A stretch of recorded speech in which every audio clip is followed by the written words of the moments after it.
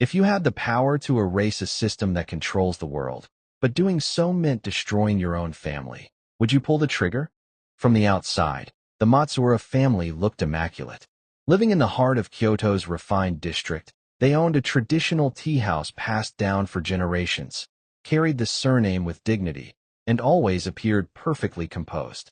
But behind the bamboo walls and the delicate sliding doors, something darker festered. Rin Matsuura, the eldest son, had always played the role of the dutiful child. Top of his class, quiet, diligent, and deeply respectful.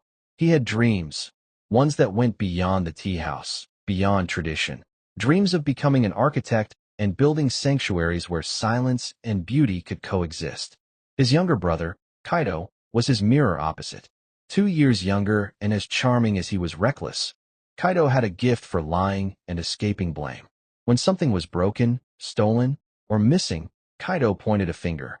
Rin, always the responsible one, bore the consequences in silence, believing that fairness would win out eventually. It never did. Their parents, especially their mother, Aiko, adored Kaido. He's spirited, she'd laugh, dismissing his faults. Their father, stern and silent, rarely addressed Rin unless it was to instruct or criticize. By the time Rin turned 17, he had learned the most painful truth. Some people will choose the lie that comforts over the truth that confronts. It happened during a rainy spring when the scent of plum blossoms lingered heavy in the air. One of the neighboring homes, an elderly couple the Matsuuras often sold tea to, was broken into. Antique scrolls, family heirlooms, and cash were stolen. The police came. An anonymous tip led them to the Matsuura home. Rin returned from cram school to find officers in the Jinkan, shoes wet from the rain, and his backpack on the floor. Inside, the stolen goods. Run! His father's voice thundered like a temple bell. What have you done? Ren's throat closed. This isn't mine. Kaido was already in the room, sitting small and wide-eyed like a frightened child. I saw Ren sneaking out last night, he whispered. Ren's world collapsed. His parents didn't ask for proof. They didn't call a lawyer. They gave him 1 hour. Pack your things. You will not disgrace this house further. The rain followed him out into the streets like sorrow that would not wash clean. Ren spent the first few nights in a 24-hour manga cafe, too ashamed to call the few friends he had. Then a sympathetic ramen shop owner, Mr. Jinda, let him sleep in the storage room. In exchange, Ren washed dishes and scrubbed floors. He stopped dreaming of architecture. Survival became his only blueprint. He enrolled in night school, took multiple part-time jobs, and avoided every thought of Kaido, every memory of home. The ache of betrayal turned into something colder, resolve. He didn't expect justice. He only vowed, I will never let myself be that powerless again. 5 years passed. Run, now 23, lived in a small apartment in Osaka, working as a design assistant at a mid-sized firm. He didn't make much, but it was honest. He rarely spoke of his past. His name was no longer Matsuura. He had legally changed it to Rin Ayaka. Then came the call. A woman's voice. Quiet. Hesitant. Hajimashite are you? Rin? This is Yui. I'm Kaido's girlfriend. Rin froze. The past opened like a wound. She didn't ask for money. She didn't make excuses. She only said, Kaido's been arrested.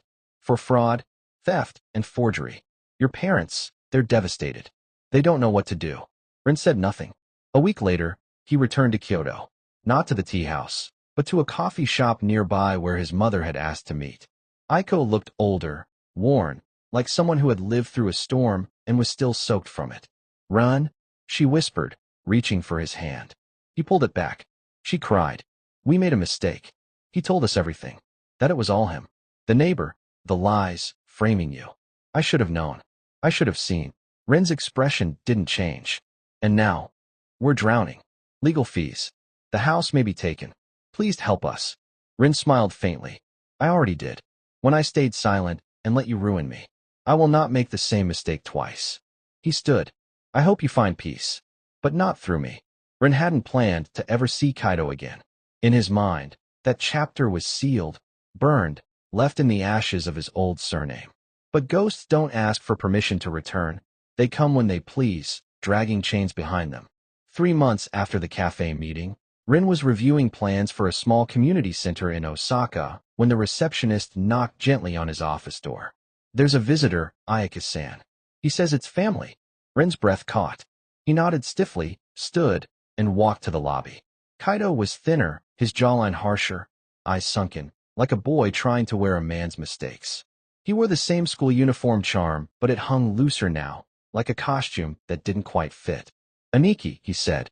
Big brother. Rin didn't move. You shouldn't be here. I know, but I had no one else to go to. He held out an envelope. Inside, a medical report, court documents, and a photograph of a woman and a child. The woman looked weary. The child, barely 4, had Kaido's eyes. I have a daughter. I can't afford to lose custody. The court's going to decide soon, and I need character testimony. From someone who knew me before everything fell apart. Rin's expression didn't change. You want me to lie? Kaido lowered his gaze. I want you to save her. Even if you don't save me. Silence stretched between them like a blade. Rin turned away. You didn't think of saving anyone when you burned my life down. I know, and I won't ask for forgiveness. But she's not me. She deserves better. Rin stood outside the family court building a week later, documents in hand. He hadn't promised anything. He hadn't agreed. But still he had come. Inside, he watched Kaido speak. Quieter, less dramatic. Yui sat with the child on her lap, clutching a worn teddy bear. When the judge called for Rin Ayaka to testify, he walked forward slowly. He didn't lie. He didn't paint Kaido as innocent. He spoke of truth, of broken trust, of the damage caused. But he also spoke of change, of people not being fixed in their worst moments. The judge thanked him. The session ended. Custody was granted, with strict conditions. Outside the courtroom, Kaido approached him. Why? Rin stared at the little girl holding her mother's hand. Because someone has to break the cycle. Kaido didn't speak again. He only nodded.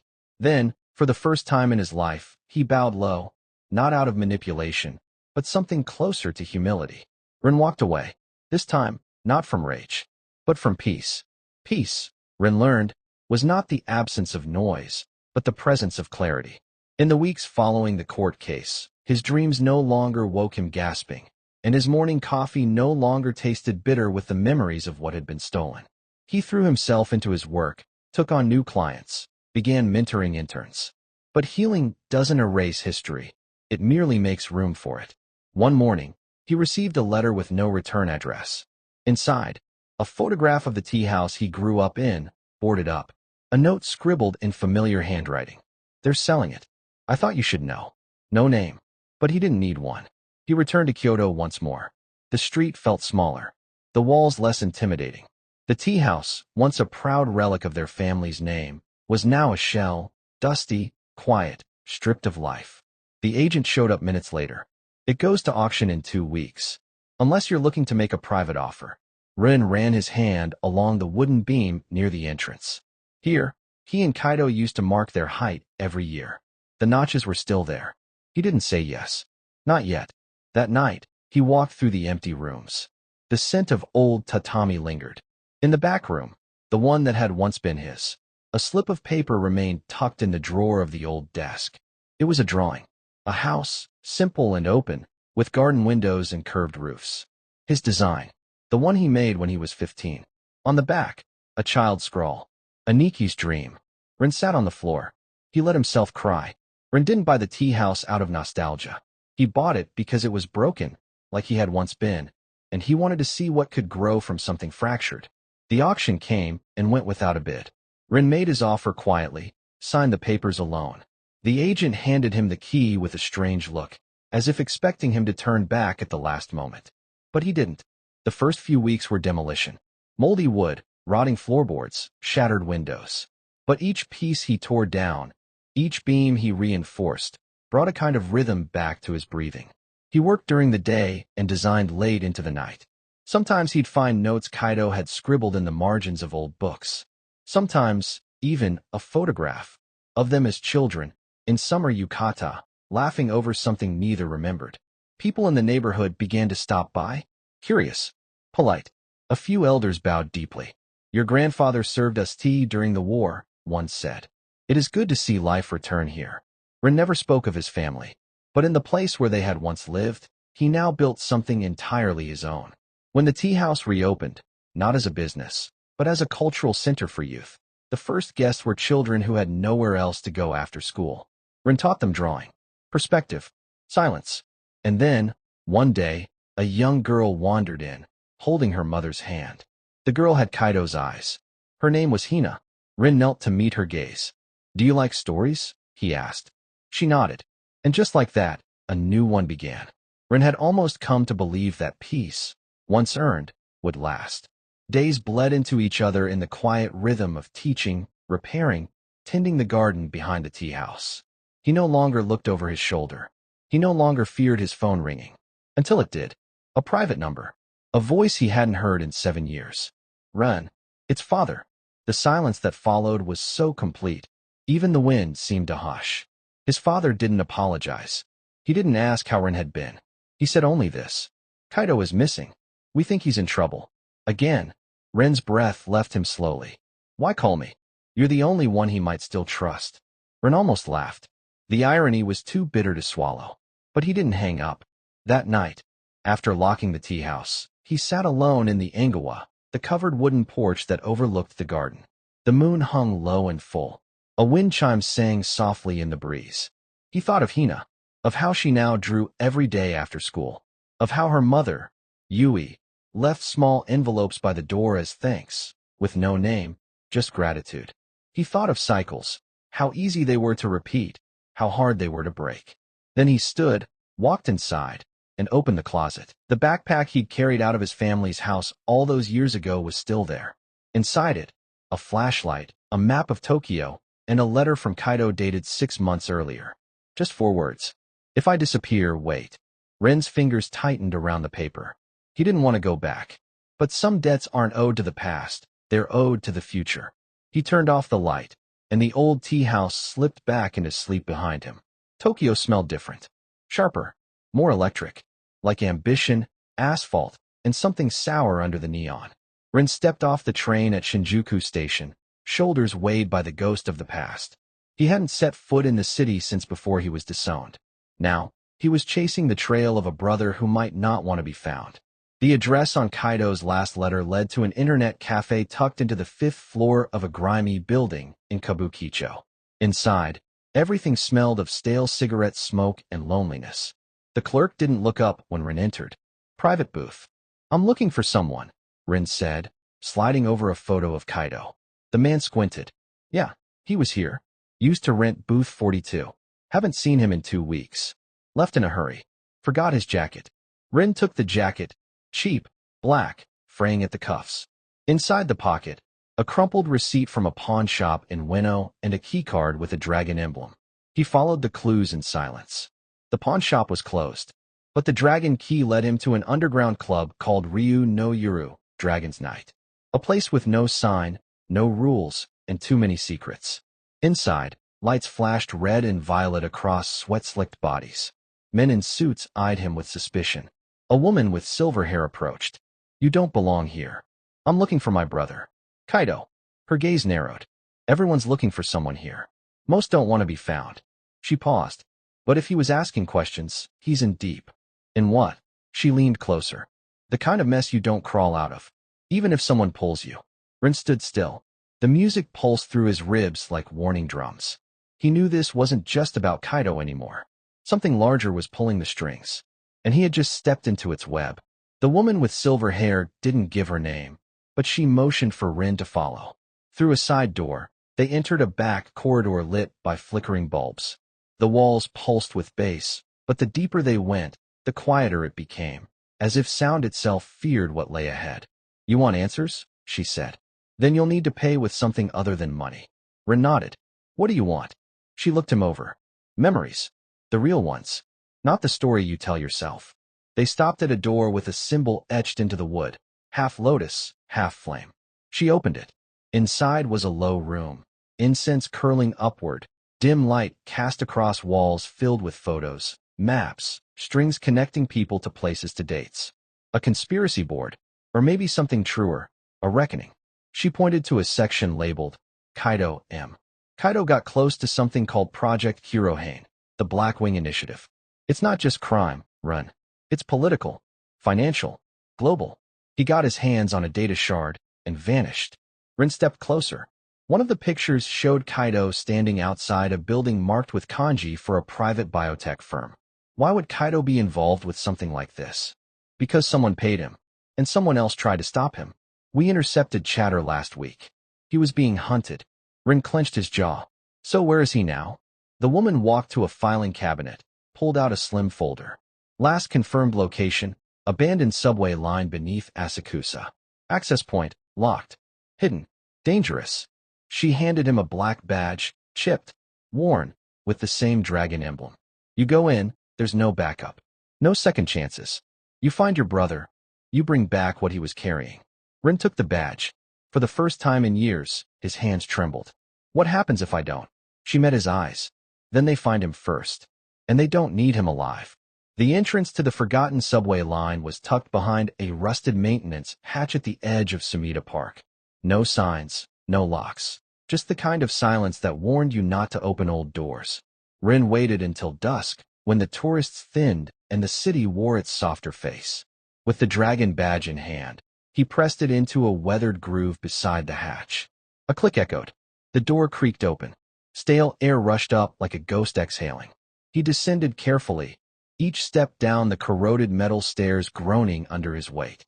At the bottom, darkness, and a narrow tunnel, partially flooded, the tiled walls covered in graffiti, moss, and hand-drawn sigils.